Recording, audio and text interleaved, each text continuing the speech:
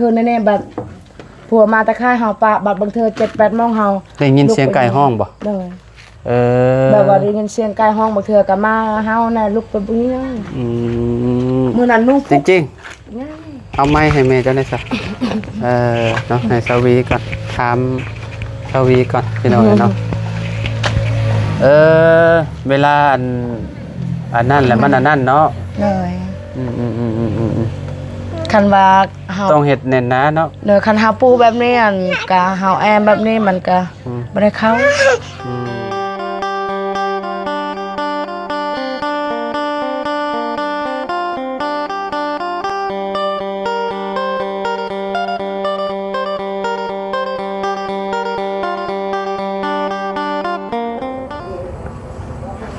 พี่น้องเนาะเปิดภาพมาก็สีสว่างสวัยนี่เด้อพี่น้องเด้อนอกบ้านนี่ทางบ้านน้องแต่งจริงพี่น้องเนาะหลังจากที่เหตุเทือนเดชานเนาะแล้วเป็นที่เรียบร้อยแหละพี่น้องกับบ่ได้ถ่ายให้เบิ่งช่วงยามค่ำๆจักเทื่อพี่น้องเนาะเฮือนน้องเพิ่นก็โอ้ยสว่างสวัยพี่น้องคักบ้านนี้เนาะ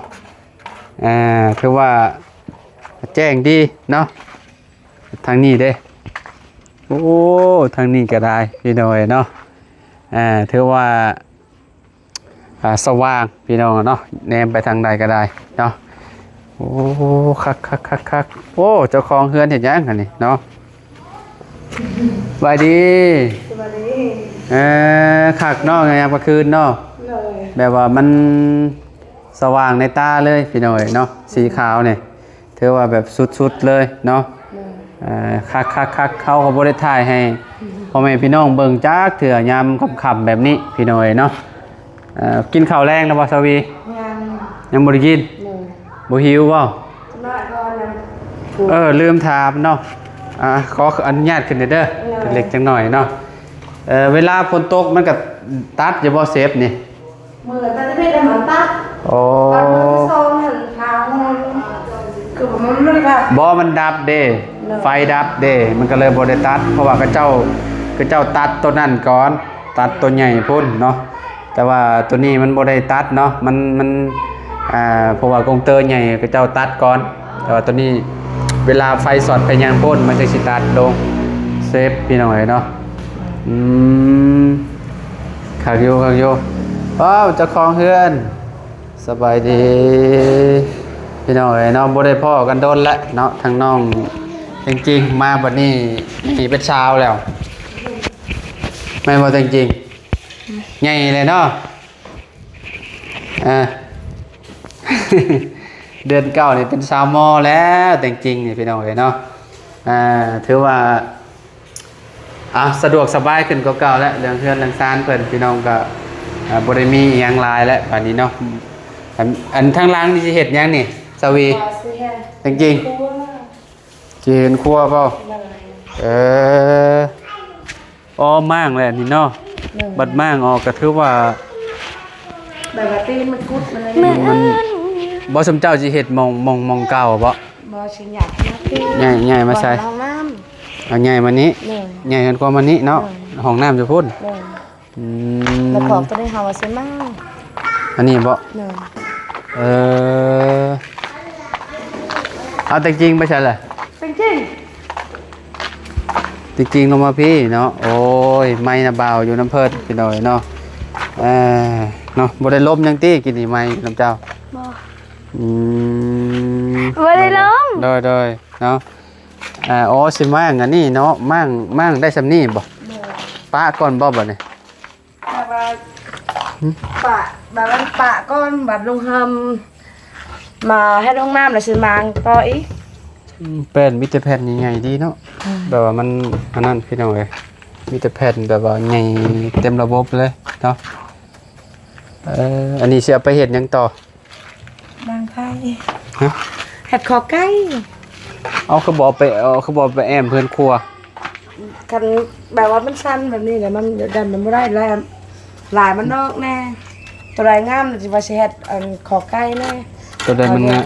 นงามเฮ็ดขอไก่เนาะซุมเจ้าก็เลี้ยงเป็นบ่อันไก่แบบว่ายันเวลามันติดผากติดหยังมาหั่นน่ะ ได้ว่าฮู้วิธีอันรักษามันอยู่บ่ หน่อย ผู้อยู่บ่ ซื้อยา ซื้อยารักษามันติ เลย เอ่อพวกไก่นุ่งไก่น้อยได้ซะมันก็ยังยามนี้มันก็ยังโอเคอยู่บ่ หน่อย มันบ่ได้ค่อยได้ติดอันนั้นติติดภาคติดหยังติ บอกว่าแบบว่าช่วงแบบนี้มันบ่ได้เป็นผักแล้วแบบช่วง จะดีบ่แม่นจริงๆมาอยู่ใกล้ๆแม่จังได๋ แบบว่าช่วงฝนตกอันกับช่วงหนาวหันมันอยากลายเงาอยู่ อืม แต่ว่าช่วงแบบนี้มันบ่ได้เงา ฝนบ่ได้ตกเนาะ เนยแบบฝนตกอันมันเงามันเปียกเด้ เอ่อสมมุติว่าเฮ็ดข้อไก่กับซำนี้ก็ถือว่าแบบโอเคแล้วเนาะ เนยบ่แชทคันแชทแอดต่ออยู่ลุ่มมัน ไปหั่นเนาะอย่าไปพุ่นเนาะ เลยขอเก่าอยู่ลุ่มมันเลย พอตู้น้อยสิเฮ็ดข้อไก่บ่ เนย เอ เราเอาชักซีตัวนี้มุงขอไก่ นี่คือสีเก่าตัวนี้เนาะ เนย เอาไป ชัก มุ ซี ง ตัวนั้นมันดอกมาแล้ว อืม ก็ว่าสิมาเอามาตัวนี้ละมาตัวนั้นมันดอกมาแล้ว ก็มีอยู่บ่ไก่ไข่จำเจ้า เดี๋ยวนี้มันหมดแล้ว ตะกี้ไก่ไข่มีบ่ นี่ เออเด้อๆพี่น้องเอ้ยเนาะ ไก่แม่คังอยู่นี่กับไก่ปูคายไปแล้ว บ่ตะกี้เคยเลี้ยงบ่ เคยลายเป็นเลี้ยงไก่ แต่ก็ได้กินบ่ไข่มัน ได้กินอยู่ อ๋อ แบบว่าทำไก่ไข่ไก่ตีนี่ก็เอาไว้ขายเลี้ยงลูกมัน คือบ่เลี้ยงพวกไก่ตีเป็นพันธุ์น่ะแบบว่าเลี้ยงผสมพันธุ์แล้วก็เอาลูกมันขายแบบว่าอันนั้นน่ะส่งขายให้กับเจ้าแบบพวกที่ว่ามักไก่บางหยังอะเด้ แบบว่าให้นั้นๆมันบ่มีคอก มันมี ค ข้ อ อก อีลุมมันนู มันน้อยบ่ นูลาย เออ นูพุกอันนี้มันกินมัดไข่ ต้องเฮ็ดข้อกเน้นหนาและ เออ บ่ให้มันเข้าได้เนาะ เนาะ สมมุติว่าข้อกบ่เน้นหนานี่ก็มันก็เรียบร้อยแล้วพี่น้องเอ้ยเนาะต้องเฮ็ดดีอะนะต้องเฮ็ดแบบว่าให้มันมิดชิดบ่ให้หนูเข้าได้บ่ให้งูเข้าได้เนาะ เนาะ เคยเห็นบ่อันหนูมัน เห็น เข้าไปเป็นโตใหญ่ เห็น ๆงูก็เห็น งูก็เห็นกลางคืนแน่ๆแบบผัวมาตะค่ายเฮาปะบัดบางเทื่อ7-8 โมงเฮา ได้ยินเสียงไก่ห้องบ่ เด้อ เออ แบบว่าได้ยินเสียงไก่ห้องบางเทื่อก็มาเฮาน่ะลุกไปบุ้ย อืม มื้อนั้นนุ่ง จริง ง่าย ๆเอาไม้ให้แม่เจ้าหน่อยซะเนาะให้สวีก่อนถาม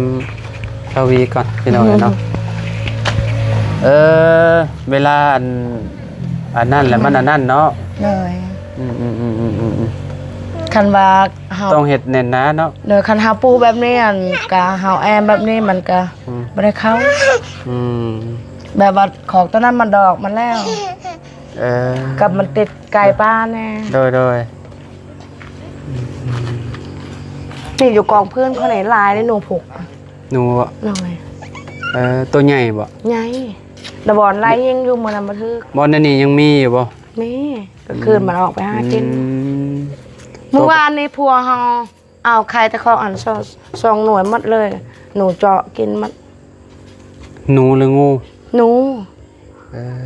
บ่ค่อยย่างเนาะ หน่อย มันข้อบ่ค่อยดีไปเลยมันไปบ่เลยพี่น้องเอ้ยเนาะแบบว่ามันหมักแบบคือว่าแหละมันเป็นปอกแบบนี้เนาะ หน่อย ก็เลยแบบเรียบร้อยเลยติ หน่อย เออ ขออยู่ลุมบ่ได้ปูแบบนี้ อืมบ่เจ้าก็อันนั่นสมมุติว่าก็เฮ็ดบ่ได้เนาะ หน่อย เฮ็ดพวกแป้นพวกหยังนี่ก็ตัวใดที่มันดีก็เอาไปเฮ็ดข้อก็แล้ว เนี่ยแบบดีแบบนี้เฮาสิเฮ็ดคอกมันใหญ่ อืม เฮาเฮ็ดแบบนี้มันบ่ได้เข้าอันนี้ เอาลงทุนเลี้ยงลายบ่ หลายคันมีเงิน สมมุติว่ามีเงินเลี้ยงลายก็สิกะว่าสิอันได้อยู่บ่สมมุติว่าให้เลี้ยงให้หยังหั่นน่ะ คันเลี้ยงเงินกะสิได้อยู่ เออ แบบว่าไก่ตีแบบว่าลูกไก่แบบว่าไก่ตีแบบว่าลูกซอดหาปลาคายให้เข้าแบบว่าพวกเด็กน้อยบางปลาบางโรงเพิ่นก็มา แต่ ซื้อ พวกหัวอาหารมันนี่แหละมันเฮาสิหามาแต่ใช้บัดนี้เนาะ หัวอาหารกะแบบว่าคันรายทุนหน่อยหนึงเฮาขายกะกำไรแสนหนึง2แสนเฮาก็ไปซื้อหัวอาหาร เท่านั้นเนาะเอา หน่อย เอากำไรมันไปซื้อพวก หน่อย หำพวกหยังติหัวอาหารติ ไปซื้อหัวอาหารกับห้ำ พวกเจ้าเฮ็ดมาได้จักปีแล้วก็เฮ็ดอันเกี่ยวกับค้าไก่ แต่อยู่นํกัน จะอยู่นำกัน หน่อย 10กว่าปีแล้วเนาะ หน่อย ก็พอได้เลี้ยงลูกเลี้ยงเต้ากันย้อนอันนี้แหล้วเนาะ ย้อนไก่นี่ ย้อน บ่ ไก่ ได้ ย้อน ให้ นี้ เฮ็ด แห ส ล้ว ว เนาะ น บ่ได้เฮ็ดให้สวนเพราะว่าประตูน้อยแล้วเฮ็ดบ่ได้นะพี่น้องเนาะก็พอได้ซื้อ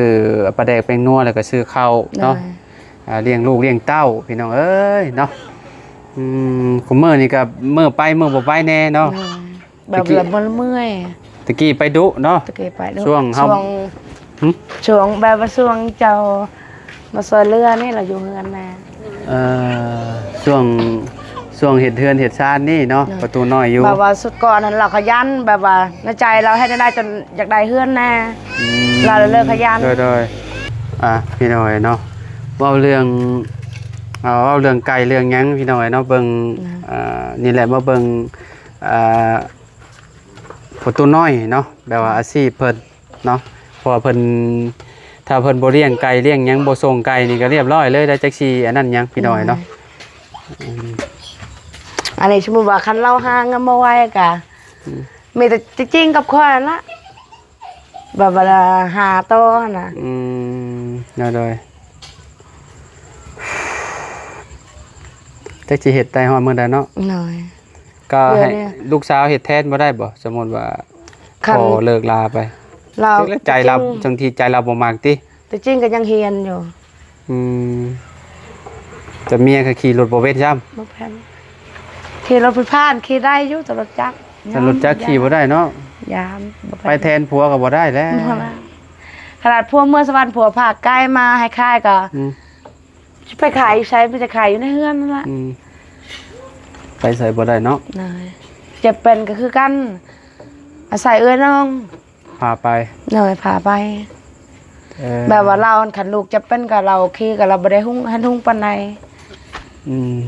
ยามกลางค่ำกลางคืนบัดนี้แห้งแล้วเนาะ น่ะมื้อนั้นเรามาแต่เมืองพินเราขี่รถทางกลางเลย ฮะ เรามาแต่เมืองพินมื้อนั้นเรายังบ่อยากเห็นหุ้งล่ะเมื่อยแบบว่าเรามาเฮาในเฮือนเราก็โตเราสั่นโลดเมื่อยขี่รถ โอ้อันตรายเด้อไปกลางค่ำกลางคืน มื้ออื่นก็เราว่า คั คันว่านั่นเราว่าเสมอสวรรค์ สิมาสวรรค์บ่ น่ะไปหาซื้อไก่ ไก่ มา ไก่ติคันว่าเลี้ยงไก่เนาะก็ต้อง หน่อย ได้ลงทุนเติบได้ลงทุนหลายอยู่คันแน่ว่าช่วงภาคมันมาก็ยากๆแล้วเนาะเคยบ่ลุบทุนแบบหลายเลย เคยอยู่ เคยบ่ เคยอยู่บางอย่างยามช่วงหอดไก่เงาอะมันก็ตายหลายตัว แต่ว่ามือถือเขาสิไปขายหัวตายติ ได้ หลายโตเนาะ ท่านคือมื้อนั้นเราผากมากก็ตายอยู่ในรถแหละ เออเป็นได้ของมือนี่สบายขึ้นกว่าเก่าบ่ หน่อย หลังจากที่มีเฮือนมีซานอยู่แล้ว หน่อย อืมถือว่าชีวิตดีขึ้นหลายบ่ หน่อย เออเปรียบเทียบเฮือนหลังนั้นกับหลังนี้หน่อยเนาะหลังนี้หลังใหม่กับหลังเก่าเนาะ หน่อย สินอนแบบแออัดกันเลยพี่น้องเนาะแบบโอ้ตอนนั้นเนาะแบบเวลาฝนตกพาลงกับเป็นตาย่านพี่น้องมันนี่แหละมีทั้งงูทั้งหยังมีแมลงอันพวกขี้ขอกขี้เข็บพี่น้องเนาะโอ้ยสารพัดและพี่น้องเข้าไปเนาะขมือเนี่ยบ่กังวลและเนาะมีแต่นอนรับสนิทคักปัญญาเนาะ หน่อย พี่น้อง เราสิเฮ็ดอุ่นขวดจะเอาสักซี่ตัวนั้นมีแล้ว แม่นแหละสังกะสีตัวเก่าก็ได้เลยโอ้สังกะสีตัวเก่ายังบางอันบางอันใหม่ๆอยู่เนาะ หน่อย ยังได้อยู่ ยังได้ ตัวใดที่ว่ามันขาดมันยังกระตัดออกเลย หน่อย มีแต่ขุดเสาแล้วก็มุงเลยบัดนี้ ได้ เสานี่แหละ4ต้นคือแบบนี้แหละ หน่อย บ่ต้องเฮ็ดใหญ่ปานใดก็ได้เฮือนครัวน่ะเอาขนาดลดลงกว่านี้ก็ได้ หน่อย ก็ได้เลยไฟมันก็มีสว่างเลยอยู่ใน เพราะ นี้ ว่าให้เราหาเงินก่อน อืม แบบว่าเราเฮ็ดเราขึ้นไปมุ่งบ่ได้ กะว่านพี่น้องหั่นแหละ เลยการนั้นละ เฮ็ดช่วยกัน ถ้าว่าหาพี่น้องก็หาเงินให้ซื้อแน่กินหากัน ซื้อ ก็ ซื้ออาหารกินให้เพิ่นเนาะ เลย แม่นแล้วเนาะเฮ็ดแนวใดเนาะ เลย ก็ต้องให้พี่น้องกันซอยเฉพาะเราจังตัดต้นอันนี้ออกเนาะต้นบางหมากซีดาพี่น้อยเนาะโอ้ว่าประตูน้อยสิเฮ็ดหยังเด้ว่ามีโปรเจกต์หยังเด้ว่าสิเฮ็ดอันนี้เนาะก็สิเฮ็ดอันหมองดังไฟใหม่พี่น้อยเนาะ เฮาแบบว่าเฮาบ่มั่งมันก็เปื่อยคือเก่าใหม่ นี่เด้นี่ขายอันนี้ก็ได้แหละชวี เลย นี่ เห็นบ่ แล้วก็ ขายนี่ก็ได้หลายล้านแล้วเขาว่า เลย หนูบ่ฮู้ว่าสิหลายสำใดอยู่นั่นนี่พี่น้อยเนาะ น้องน้ำอยู่ เนาะ พี่ ใช่เห็นน้องน้ำอยู่ใช่นี่บ่ทางร้านบ่ ถอลงแล้วถอ อืม ว่าสิเฮ็ดบ่อนนี้ล่ะลุงเฮิมเบา อ๋อโดย เรียนมันงามเนาะ พอลงไปพุ่นแล้วเนาะ เลย ฟังอยู่หลุมแล้วเนาะ เลยแบบว่าเฮ็ดบ่อนนี้อย่ามันเจือนนะ อ๋อเห็นมองนี้ยังมันเจือน เนอะดินบัดดินทมตัวนี้ โอเคก็มองนี้ก็ถือว่าโอเคแล้วเห็นมองนี้เนาะมอง นี่เฮาว่าคันบ่มางกันนี่มันเปื่อยมันละได้ตีน เวลาเฮาเข้าก็ย่างมันเข้านี่เลยเนาะ เลยเราสิต่อเฮือนครัวมาเพ่ ต่อเฮือนครัวมานี่เนาะ เลย อ้าวโอเคซะเนาะ เลย นี่ยังหลายอยู่บ่นี่ ย่างคือกัน โทษได้อยู่ดอกอันนี้นะได้หลาย เรา อยู่ ไปแสดงคุมื้อนี่เราก็เก็บ โอ้เต็มอยู่มันยังก็ได้เนาะ เลย พวกกันเฮียงเล็กลาพี่น้องปองโยมปองยังต้องมาแยกกันอีกเนาะ เลย ได้หลายล้านอยู่ดอกสวีเอ้ย เนาะจะว่าพ่ออันเฮ็ดเฮือนครัวบ่จักจะว่าได้อันซื้ออาหารกันกินให้พี่น้องกินก็บ่จักว่า เลย เนาะแต่ก็เวลาฝนตกฟ้าร้องก็อย่างยากแหล้วพี่น้องเวลาเฮาเฮ็ดอยู่เฮ็ดกินอยู่นี่เนาะ เลย อื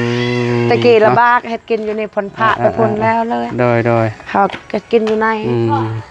กินอยู่ในก็คือเก่านะบ่นี่มันก็พลชะมันก็เปียกคือเก่า โอ้ยเขาไปกินอยู่ในเฮือนพุ่นเลยเนาะเฮือนก็มีแหละหนึ่งข้าวหนึ่งหยังก็เข้าไปกินอยู่ในพุ่นแหละเนาะ เอาโอเคจะไปปะแล้วพี่น้อยเนาะเพราะว่ายามกลางคืนเท่ากับบ่เคยถ่ายให้ FC เบิ่งจักเถื่อพี่น้องเนาะเฮือนน้องแต่งจริงเพิ่นหลังจากที่แบบเฮ็ดเทือนเฮ็ดจานไปแล้วเนาะแล้วก็สิประมาณนี้พี่น้อยเนาะทางหน้าทางหลังกับประมาณนี้มันก็สิสว่างประมาณซั้นนี้เนาะโอเคไปปะเลยเด้อสวีเด้อ สบายดี สบายดีเนาะม